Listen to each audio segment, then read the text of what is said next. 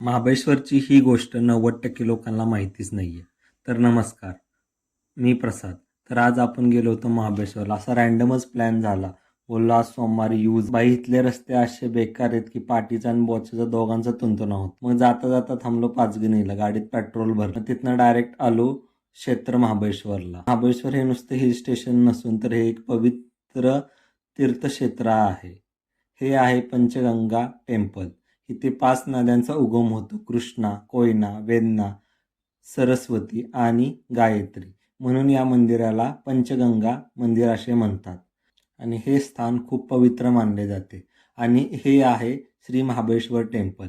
हे पुरातन शिव मंदिर आहे. शिवलिंग आहे.